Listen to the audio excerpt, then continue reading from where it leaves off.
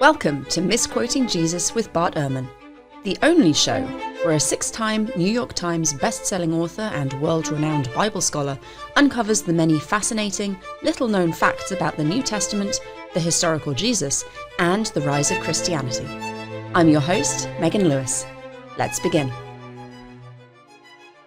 Christianity started out with a handful of followers in about 30 CE, Jesus' disciples and some female supporters.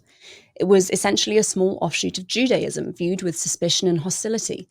In under 300 years, that number exploded to around 2 to 3 million people and included the Emperor of the Roman Empire among its members. What was it about Christianity that made conversion such a compelling choice for so many polytheistic people? Before we get to the topic at hand, Bart, hello, how are you doing today? Yeah, I'm doing fine. When this episode plays, I will be 2 days away from leaving England. I've been here all summer, and I am going back because classes are starting, and they like me to be there for that since it's my day job, and so I'm getting prepped to teach and getting back into that rhythm, and so it's a very different rhythm, but it's the perk of the job, being able to teach undergraduates. It's a really great privilege, and I like it all. I just like it. I really like it. Is it hard to change gears from a summer of research and writing to going back into teaching? Yeah, it is. I mean, it's for all sorts of reasons, because the day job, involves more than just kind of showing up in a classroom and teaching. Because it's just there's lots of stuff that's it's kind of hard to lay it all out, but it's a lot of administrative stuff, and it's doing grunt work that but it is trying, it's getting excited again about topics and meeting new students and getting involved, and so it's just a whole different kind of thing than reading and writing, which is what reading, writing, and speaking. That's kind of what I do otherwise. And for the teaching, I do some reading, but it's courses I've taught a million times, and it's a lot of interaction. So it's different. Yeah. So right. So how are you doing? When this goes out, I will still be in the middle of kids' summer holidays, so they're all having fun, probably making a lot of noise, making a lot of mess, as children should do during the summer holidays. I remember lots of noise and mess when I was a kid, so it's certainly carrying on a tradition. And right at the end of August, I'll be going to Canada with my husband. He's speaking at a conference on atheism, so he'll be, I think, talking about slavery in the Bible. So we'll be getting ready to head out. Yeah, it'll be fun. Where in Canada is it? I think it's Ontario, but I'm not 100% sure. This is one of the trips where I just will get in the car and end up somewhere. Well, but it's north of you, not on the other side of the country. Canada's yes, a big place. because we're driving. Yeah, right. No, it's not like going to Vancouver. No, we'll be driving up. So it's like I think a 10-hour drive. Love it. No, Canada's great. I love Canada. So okay, good. Have fun. It'll be good. It'll be good. But before I get to Canada and before you start teaching again, we need to talk about Christianity taking over the Roman Empire.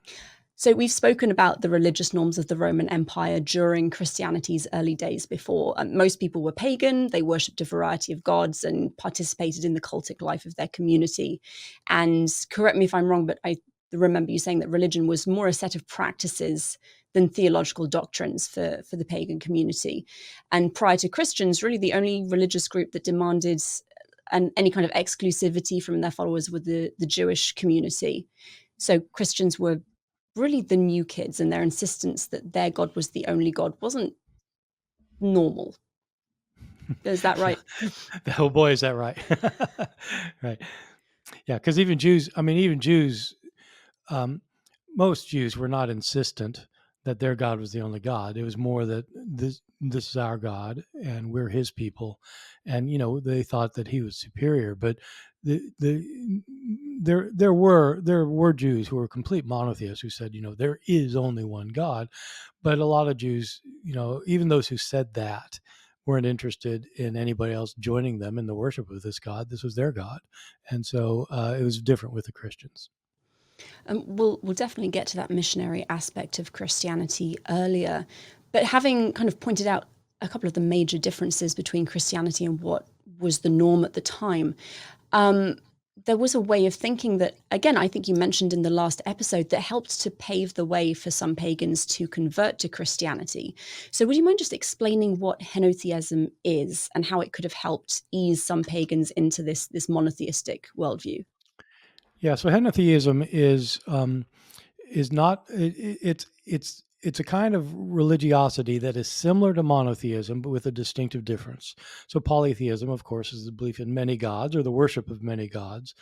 Uh, Monotheism is the insistence there's only one God, and henotheism says there are other gods, but there's one God that I'm going to worship.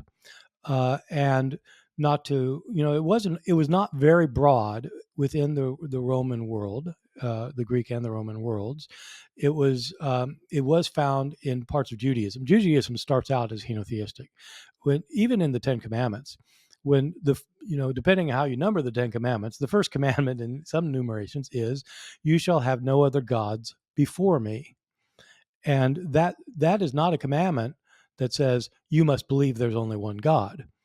Quite the contrary. It's assuming there are other gods. So the commandment is not that you shall believe in only one God. The commandment is you shall not worship any gods ahead of me. So there are other gods, but none of them are superior or to be worshipped instead of Yahweh, the God of Israel. So within Judaism, you get henotheism. You do get henotheism within parts of the pagan world as well, though. Um, there's a there's a kind of a religion that was floating around the Roman Empire about the time of the beginning of Christianity, in the first several centuries of Christianity, that was a worship of a god that was sometimes didn't have a name. Sometimes it was this god was just called the Hypsistos Theos, which means in Greek means the highest god. And the worshippers of this highest God believed that this was the most powerful, most all knowing, the most everything God, and that who was superior to all the other gods. And since this one was superior, that's the one that they would worship. And so when Christians came along and said, there is one God, this resonated with people who knew about these others who thought there was only one God. So it's not completely out of the ordinary for there to be a supreme god thought of in the ancient world and with different ancient cults.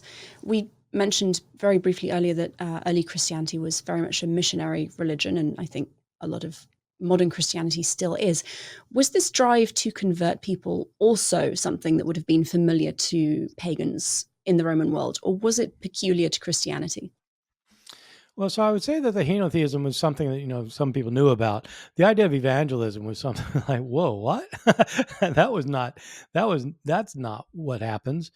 Um, Evangelizing for your God is kind of like trying to convince people to leave their hometown and come to your city. That this is the only place. I know some New Yorkers who believe that this is the place, and you really need to move to New York. But basically, this isn't even on our radar that you favor one city and say it's the only place to be and mean it seriously. But it's because the pagan religions were polytheistic, and they supported the worship of many gods and didn't insist on the worship of just one God. Um, the only place in the Roman and Greek worlds where you really get something like conversion, where people insist this is the right way and you need to be like this, is not in the realm of religion or traditional religions. It's in the realm of philosophy. um, Philosophers in antiquity took various stands, and they were in different schools of thought. So in the about the time of early Christianity, there were followers of Plato, Platonists, and there were followers of Aristotle still, even though this is centuries earlier. But you have groups like the Stoics and the Epicureans and the Cynics, and there are these various groups of philosophers and their followers who believe that they have the right understanding of what it means to live a good life and to live well and to enjoy life. And they had different views about that, and they were at each other's throats sometimes, and they maligned each other and attacked each other. And they tried to get converts because they thought that if you don't understand how to live well, you're going to be miserable. and so they were trying to urge people to follow their philosophical views. And so these philosophical groups were missionary in that sense. It wasn't related to their worship of the gods. It was related to their understanding of how you ought to live. But the Christians are kind of like that because they're insisting you've got to live a Christian life. And it's not, unlike the philosophers, it's not so that you'll, not simply so that you'll have a contented life. It's so that you'll have an afterlife, a good afterlife. I see. Thank you.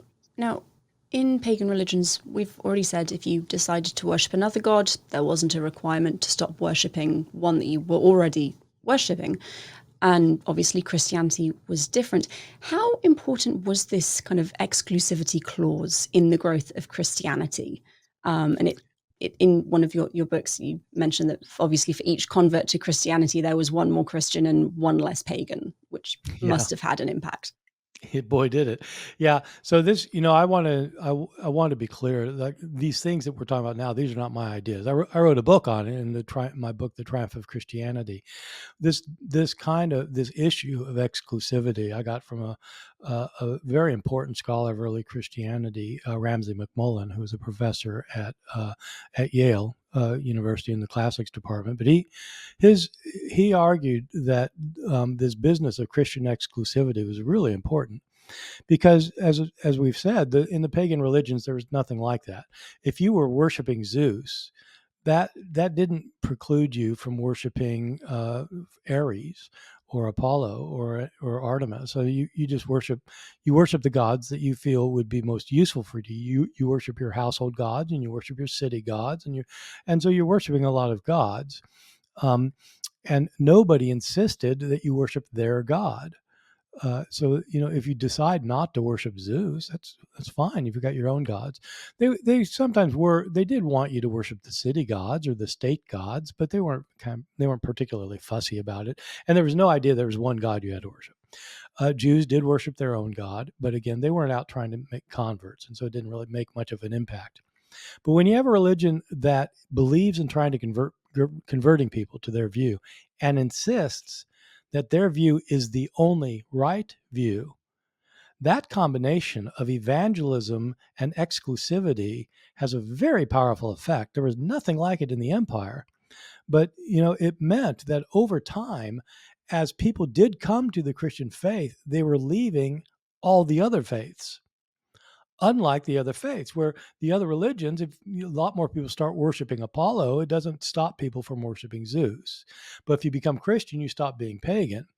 And it has this interesting effect that most people wouldn't have thought of, that McMullen makes a deal of, that I think is absolutely right. And so, just as an analogy, he doesn't quite put it this way, but as an analogy, suppose you and I are both gung ho for our particular religion, and you are a Christian who believes that Christ is the only way, that the God of Jesus is the only God, and I'm a worshiper of Apollo, and I think Apollo's great. But people ought to worship Apollo. And suppose this would never happen because pagans were not missionaries. But if suppose you and I go into a town and we get a group of about 100 people, and all of them are pagan. They worship various gods, but none of them worships Apollo, and none of them worships Jesus or the God of Jesus. And so suppose we both give a presentation, and suppose we're equally convincing. Okay, we're equally convincing. If we are equally convincing, then out of that 100 people, Christians gain 50 converts and lose no one. Paganism loses 50 people and gains no one. And so there's no Christianity can't lose. And like that, you don't, and the reality, as we're going to see, the reality, you don't have to convince half of them. You have to convince a couple of them. And you do that for a few hundred years, and it takes off. It takes Suddenly off. there are no pagans left. There are Would pagans, yeah. would this exclusivity of, I mean, it must have seemed very strange to a pagan audience. Did it not act as a deterrent for potential converts? I think it did for some, and maybe for a lot. We have a number of pagan opponents of Christianity who ridicule this idea, even into the time when, in the fourth century, for example, when you start getting lots of people converting, because if you have a rate of growth, suppose you've got 5% of the 5% of the people you talk to every year convert, or even 1%. Well, after a number of years, those start adding those numbers, because if you've got 10 people you talk to and you convert 10% of them, that means you got one. But if you're talking to 100 people, then you got 10. If you got 1,000 people, you got 100. So the more you get, the more the rate, the numbers keep growing. So what happens is, when the numbers are taken off, you get these intellectuals who are pagan, who really find Christianity offensive, and their line is very much what you're suggesting, where they say, "Look, what's this exclusivity? There are lots of ways to the divine. There's not one way to the divine. There are lots of paths, and you all are just." You're nuts. What do you mean there's only one way? Why would that be? And so, yeah, it was an issue for the opponents. What then were the mechanics of the spread of Christianity? Do we have like lots of full time missionaries going out from churches, or does it work in a different way? Right. This is something that's interesting, and again, that people probably wouldn't expect. I mean, what I think probably people would expect is that you have all these missionaries being sent out. That the apostles go out and they preach the gospel, they convert people, and they commission them to become missionaries, and they go out and they become missionaries, and so forth. The reality is, we don't know of very many missionaries in Christianity in the first 400 years. We hardly know of any. Paul was one, and Paul mentions some others, Cephas and so on. But between Paul and the Emperor Constantine, you can count the number of people that we know of who are missionaries on one hand in the entire Roman Empire. And so there may have been missionaries, but they're not really talked about much. We also tend to think that we when we try to imagine, like, how do you convert like masses of people, we tend to think, well, you got to have a lot of conversions at once. And so, you must have Billy Graham rallies or something, and you must have like 1,000 people at once. I mean, how do you get from 20 people to 3 million people in 300 years without converting the masses? And that would require evangelistic rallies, but there were no evangelistic rallies.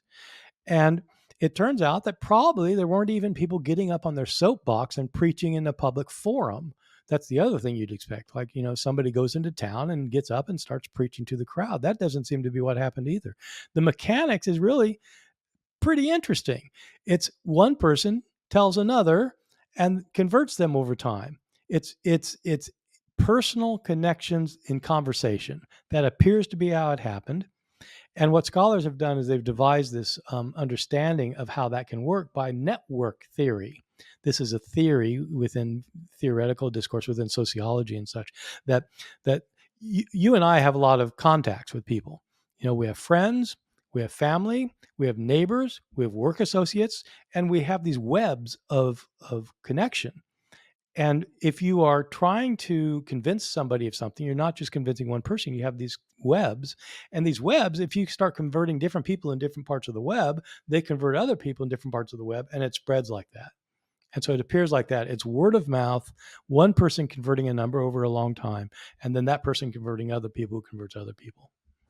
Do we also have instances where maybe one person in a family was converted and they go on to bring their entire family through as well? So that one conversion, or not, maybe not instantly, but quite quickly nets another five, six, seven people. That absolutely did happen, and it happened in a way that wouldn't happen today very much, at least in American culture. And it has to do with the structure of the family in the Roman world. In the Roman world, families tended to be extended. It wasn't just a nuclear family, but you lived with, you lived with parents and grandparents and children and servants and slaves, and the household would be, it would be a unit. And the city was organized as kind of a big family, a big organizational unit. And as in the city, you've got administrator, you've got a head honcho. In the family, the father of the family, the breadwinner, the father, the pater familias, he was called, the pater familias, the father of the family. He made decisions about the family's social life and religious life. And so the pater familias would decide what kind of religious practices the family would engage in. That means if, for example, just early on, if the Apostle Paul converted a man in Corinth who had a family, So he'd have a wife, and say he'd have a couple kids and a couple slaves maybe. And so I mean, it might be 8 people in there, 9 people. If you convert this man, he puts Christianity onto his family, and the family becomes Christian. Even in the New Testament, it says, she converted and all her household. He converted and all his household. It's because the head of the family, whoever it is.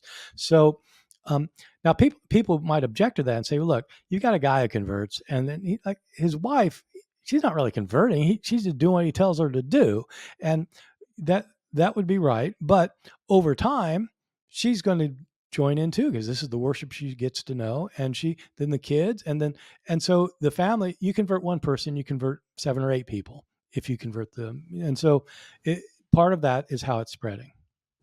What was so attractive about Christianity that over time so many people were willing to forego all of their prior religious commitments and practices? Um, this is one of the leading questions that scholars have wrestled with for a very long time. What was it about Christianity that made it succeed? Um, and there are a lot of theories about that have been floated around, both among scholars and in the general population. The old view that was pretty common 100 years ago or so was that paganism, for longer than that, paganism was obviously a bankrupt set of religions. You've got all these gods. They're doing all sorts of crazy things. They got these myths, these gods having adultery and committing murder and being, just doing nasty things. And nobody could believe that stuff. Come on. And so the idea there was that the pagan religions were failing, and that Christianity then came to fill the void. There's a vacuum created by the failure of paganism. And so, and one variation of that you hear frequently today is that Christianity was just obviously superior. It's obviously better to have one God instead of a bunch of gods, and it's better to have a Bible than not to have a Bible. And so those are theories that many people have, but they don't appear to be right at all. Paganism, we know from the archaeological record, among other things, was thriving in the period, and most people had no problem with their religion, and religiosity was going along just fine when Christianity came along. So that wasn't it. And most people didn't look at Christianity and say, oh, there's something superior. They thought it was crazy. And so we might have an episode or two on how crazy they thought it was and why and how that got manifested. So that wasn't it. So what was it? There, as I said, there are a lot of theories about that, and it's something scholars have to decide. Was Christianity more or less appealing depending on what social group you were coming from? Well, yes and no. I mean, it has to do.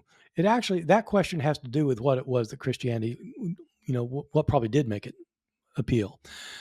Because some of the theories are things like, here's a common theory. Here's a common theory that you'll hear a lot, which is that Christianity provided a way for lower class people to come together on occasion and to celebrate their lives together, and provided help for those who are in need in the community. So the idea is that rich folk, they get along fine just by themselves, and in the ancient world, rich folk mainly stuck to themselves. We don't have a lot of public charity or governmental support for the poor, or even concern for the poor among the rich in the ancient world. They had a different way of doing things, and so the theory here is that since the vast majority of the world is poor, if they in the Christian communities, they come together, and the Christians believe in helping the poor and taking care of those who are defenseless, and providing what people need for the homeless and for the hungry. And the Christians did that. And so this theory is that Christianity provided kind of social safety network that wasn't available within the society at large. And outsiders realized that, and they realized they could have their needs met if they would join the church. And so they joined the church. And so that's a theory that a lot of people have, and some scholars have suggested it as well. But there's a problem with it. There are lots of problems with it, actually. I mean, it seems appealing. And maybe that happens sometime. But in my book, The Triumph of Christianity, I try to explain why that probably isn't it. That's probably not why Christianity succeeded. For one thing, whenever converts on record talk about why they converted, that's never the reason that's given. They don't talk about that. They don't talk about, they don't talk about the benefits within the community. And before Constantine, most of the Christian communities were closed. It wasn't like having the Methodist church on the corner that you could just go to on Sunday morning. Christians were worshiping with Christians, and outsiders, were kind of left out in the dark terms of what was happening on the inside. So I don't think there's a lot of that going on, and so I'm not sure that that's the explanation. So, what other explanations have people come up with? And are there any that seem to more fully account for the data that exists from the ancient world? Well, I'll tell you one that's really interesting that I think doesn't work at all, and then I'll tell you the one that I think works. Uh, the one that I don't think works at all was there was a book called the Rise of Christianity by Rodney Stark. It's a very interesting book. He's a sociologist of modern religion, so he's not an expert in antiquity, but he applied his sociological knowledge to early Christianity. And one of the things he argued is that Christianity succeeded because they had superior health care. Well, That's not one I've heard really? before.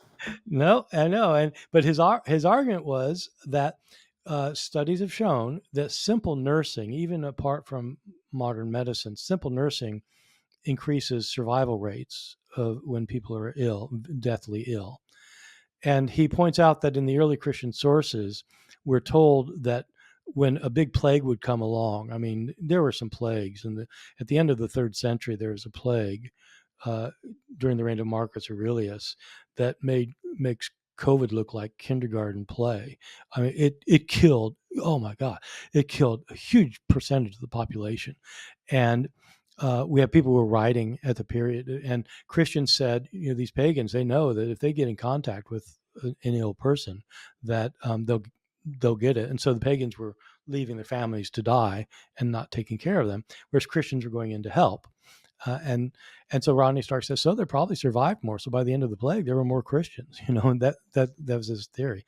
And it's a great theory. I really like the theory, but there's no way it works because what happens is when the Christians go in to take care of the sick people, they get the disease, and so the Christians are dying off more. They weren't dying off less, and in fact, the sources say precisely that. They don't say what he says. The Christian sources said, "Yeah, well, we're so dedicated, we'll go in and nurse, somebody we love, and then they carry us out next." So, oh God. So yeah, so there are all sorts of explanations like that, and that don't work, I think.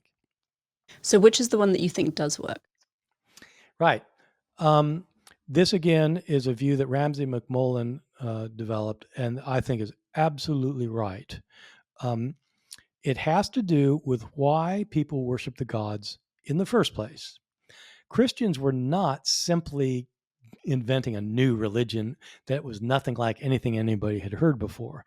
There were similarities between Christianity and other religions. And the biggest similarity is, why are you worshiping the gods? Well, why do pagans worship the gods? Because the gods can provide things for them that they cannot provide for themselves. They can't make sure it rains. I can't make sure it rains. I can't make sure my crop grow. I have no way to make corn grow per se. I mean, I can watch it grow and I can do what it would take, but I can't make it grow. I can't make my livestock reproduce. I can't make sure my wife doesn't die in childbirth.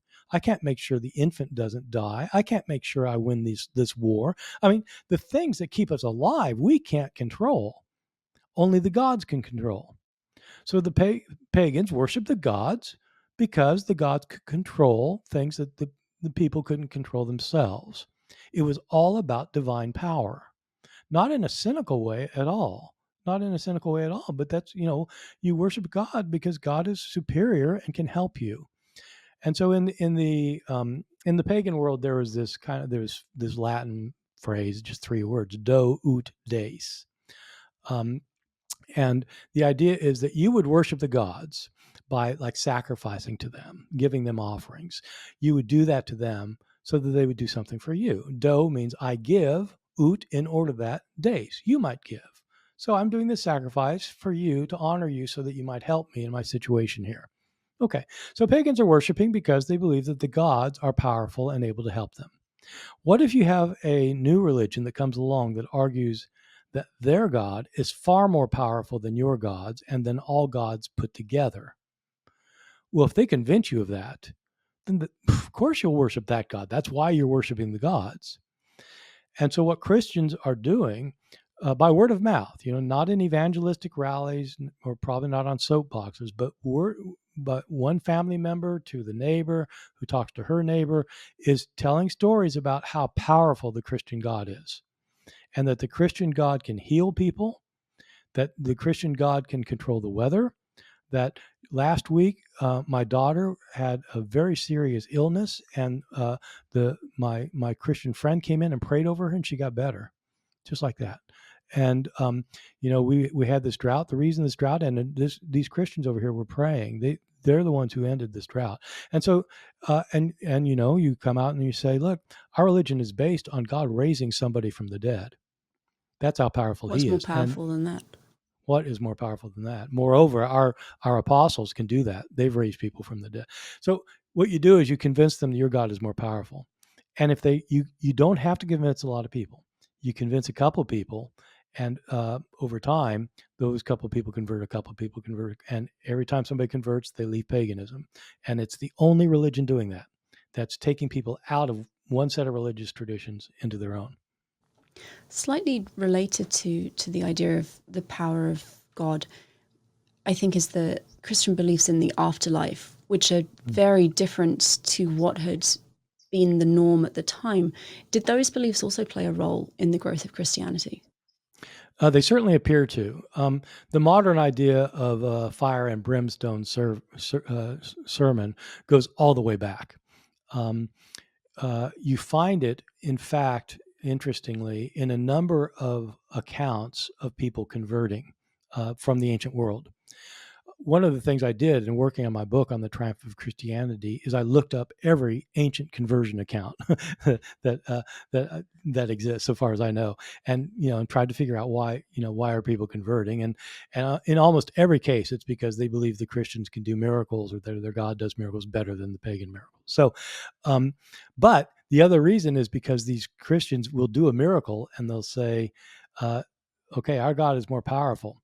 But he's not only more powerful in this life, he's powerful in the life to come. And if you don't believe in him, you're going to face torment. And so Christians start preaching heaven and hell. It's an interesting strategy because pagans, by and large, didn't believe in an afterlife. And so, how do you convince somebody about heaven and hell if they don't? That isn't even within their categories. Well, the way you do it is, um, it's like a salesman who has a new product doing something that nobody's ever seen done before. Like you invent a dishwasher, for example, and nobody's heard of a dishwasher. Well, dishwasher's your husband, or something.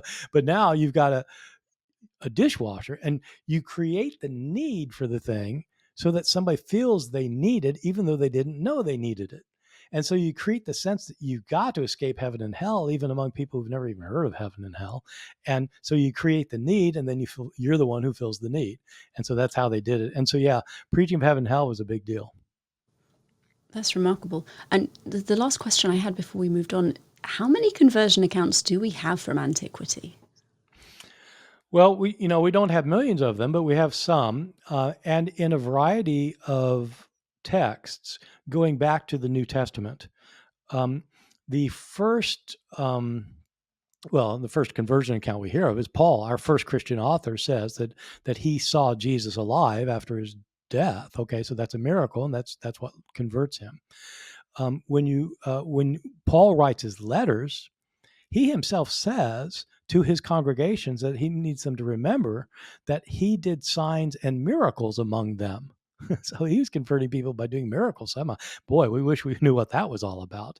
But when you get to the book of Acts, our first account of the spread of Christianity, now this is not a letter, it's a narrative, and a lot of it is legendary. But whenever people convert in the book of Acts, when the apostles convert somebody, it's always by doing a miracle. Starting on the day of Pentecost in Acts chapter 2, a miracle happens and thousands of people convert.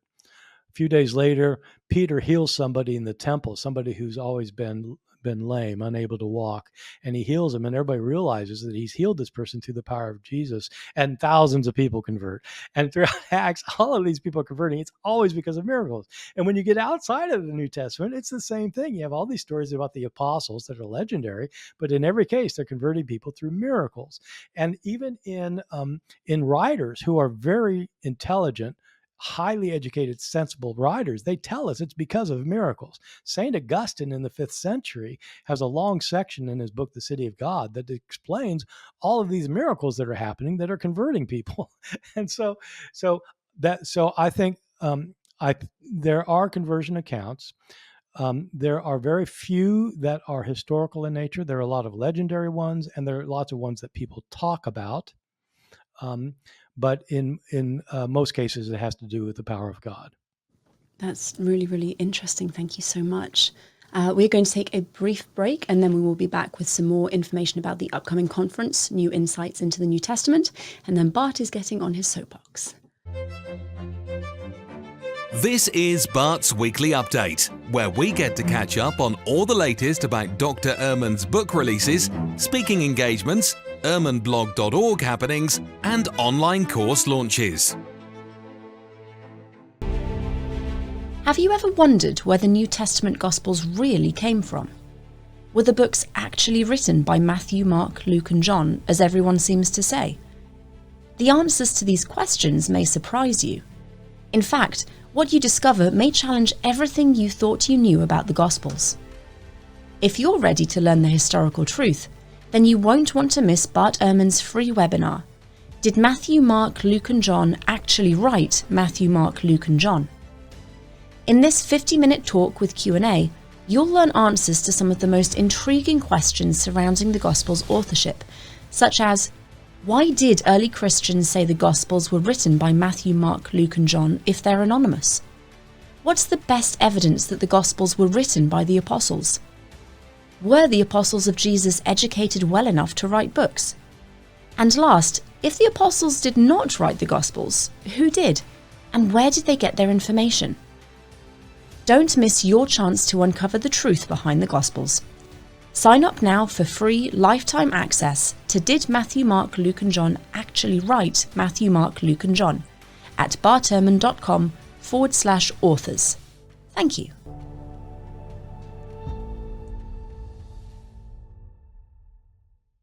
And we are back talking about the conference, but we've got two more presenters to talk about today. First up is Dale Allison, who will be talking on Echoes of Antiquity, Old Testament threads woven into the Gospels. Yeah, so this conference is going to be great. This is a Bible conference by scholars given to non-scholars, and these are the top scholars, some of the top scholars anywhere in the known cosmos, and they know how to communicate to regular old folk. And so all of the talks will be on the Gospels and Jesus and the Gospels, and Dale Allison, Dale Allison is emeritus now from Princeton Theological Seminary. He's my age. We're absolute contemporaries.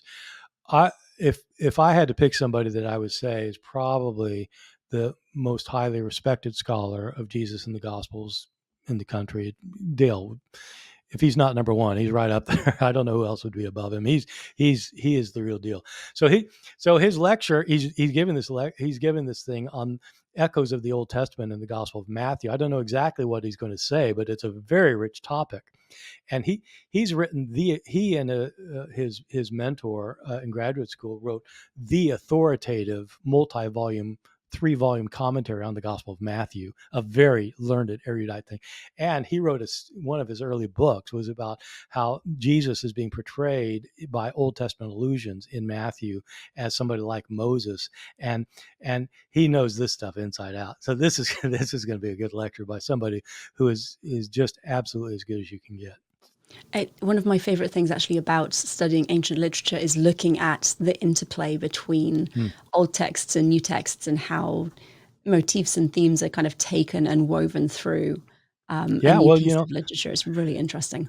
Well, these early Christian authors, they of course knew the Hebrew Bible, and when they knew it well, man, they could use it in ways that some ways you don't even notice. Like you wouldn't notice unless you really know the Old Testament yourself.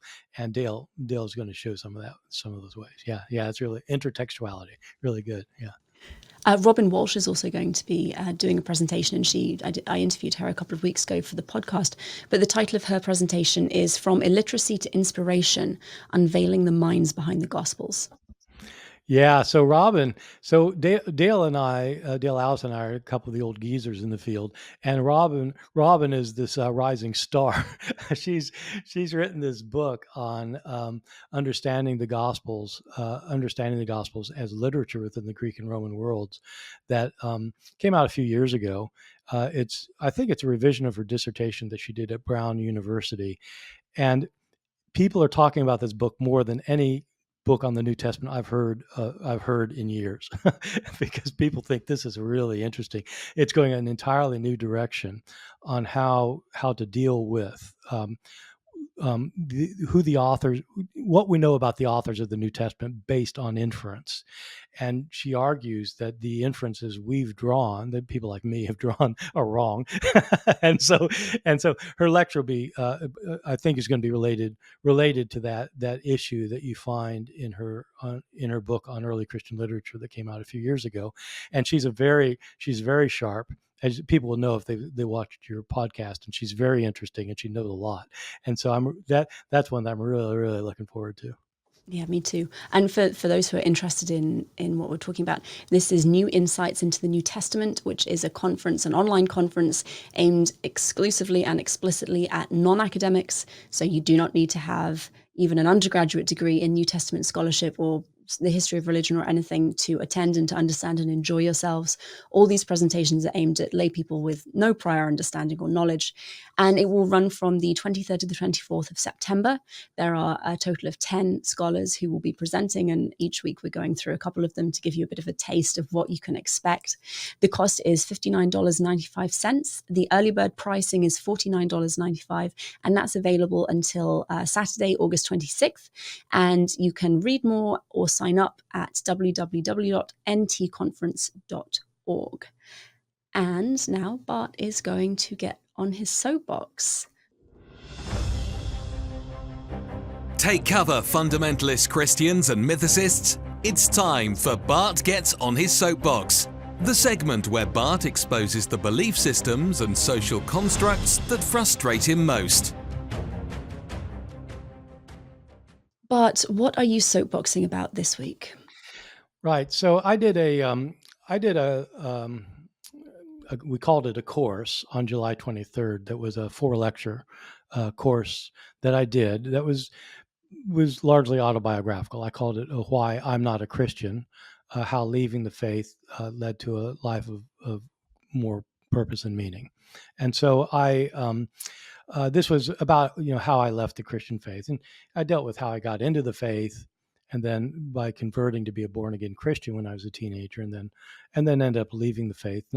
I deal with my scholarship in these talks, but I also talk about how the scholarship didn't lead me away from the faith. What led me away from the faith was my trying to wrestle with why there's so much pain and misery in the world. So about 30 years ago, I left the faith. And one of the things I talked about there, like, it's still irritating me now. Now that I brought it up again to my audience then and started thinking about it, I'm still irritated about it. And so I thought I'd talk about this on my soapbox here, which is, so I was a really committed evangelical Christian, very committed conservative evangelical Christian. And eventually then I became an agnostic and atheist. And so that's what I am now. And so the thing that I get upset about is people telling me why I left the faith. People who don't know me. I get this all the time. I get emails from people who they wouldn't know me from Adam. I mean, I'm a little bit younger than Adam, but it's like they know nothing about me. And so I'll be told. One of the things I'm always told is that you over intellectualize the faith. You didn't have any kind of spiritual relationship with God. You're just one of these intellectual geeks. And so when you found some contradictions, you left the faith. What? That's not even true. I mean, just like it's not true. When I started finding contradictions in things, I changed my understanding of the Bible. But I was a Christian for years and years after that. There's a scholar. I'm not going to name him. There are scholars who've mentioned in their books about why I left the faith that are just completely wrong, including friends of mine. I have a friend who wrote an academic friend of mine, evangelical, who wrote a book claiming that I left Christianity, became an atheist, when I realized that the manuscripts of the New Testament had differences among them. What? Are you crazy? I knew that when I was at Moody Bible Institute. Are you kidding? And so people have, but the big one that people always say, the one that most common is people say, look, the reason you left the faith is because you started out as a fundamentalist. And when your fundamentalist assumptions were undermined, then you thought you had to leave the faith. If you had been a Christian like me, where I don't have fundamentalist assumptions, then you never would have left the faith because you'd realize that these problems aren't really the big problems. And again, I mean, look, I spent 15 years, I was raised in a church. I was active in the church for all my life until I was 15, when I wasn't a fundamentalist.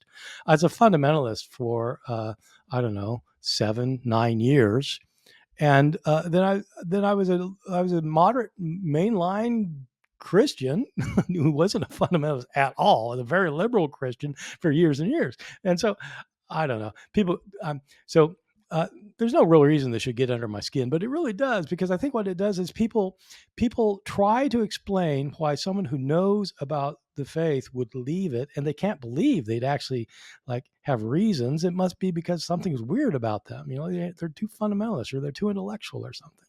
And I am not, I don't, in this course, I don't at all encourage anybody to leave the faith, or or to convert or to deconvert to anything. I was just telling my own story. But if somebody wants to kind of attack my story, they ought to at least get the story right. That's what I'd suggest. All right. Yeah, So I'm sorry. I probably shouldn't. It's all about me, obviously. But I think it's a perfectly reasonable thing to get irate about. Josh gets similar accusations leveled at him quite regularly, and you left because you just want to sin. And I'm like, I think I get more irate about it than he does. It's just the level of arrogance I think you have to assume that you know someone else's mind and religious journey better than they possibly could is quite breathtaking. it is. I frequently do not get. I do not frequently get. You just left so you could sin. I think people know that I'm just as moral or immoral as I was before. Well, thank you very much for sharing that, Bart. And before we finish for the week, could you just summarize what we spoke about, and again give people the name of the book where they can find out some more? Yeah, the book is called The Triumph of Christianity. It's written for general audience. It's not written for scholars. It's written to explain how it worked, because if the New Testament's right, which I think it has to be in this case, that the followers of Jesus started out as a small group of maybe 20 people after his death who thought he had been raised from the dead. That's the first group. Within 300 years, it's something like 3 million people. And then it keeps growing. And by the end of the 4th century, it's 30 million people. And how do you explain that? Is it a miracle?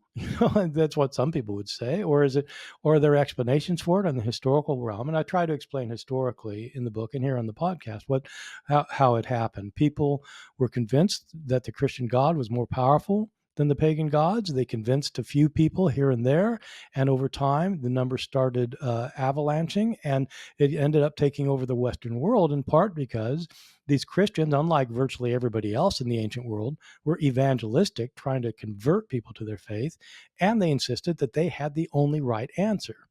And so if you combine those two things, if you convince anybody, as you're trying to do, then they leave their other religions and they become a Christian. And over time, that leads to the triumph of Christianity. Bart, thank you so much for sharing your time and knowledge. Audience, thank you for listening. I hope you enjoyed the show. If you did, please subscribe to the podcast to make sure you don't miss future episodes. Remember also that you can use the code MJPodcast for a discount on all of Bart's courses over at www.bartehrman.com. And if you are interested in signing up for the New Insights into the New Testament conference, that is over at www.ntconference.org. I wanted to make sure I gave you the right address there. Misquoting Jesus will be back next week, but what are we talking about next time? We are getting to the heart of what I do next time. I've been a New Testament scholar for a very long time, and many people don't understand what that actually means. What is New Testament scholarship, and like how's it different from just reading the Bible? And how did it, where did it come from? How did it start? And it's a very, very interesting story how scholarship in the New Testament began and developed, and what it has led to. And it's not a widely known story, and so that's what we'll be talking about. Thank you all, and goodbye.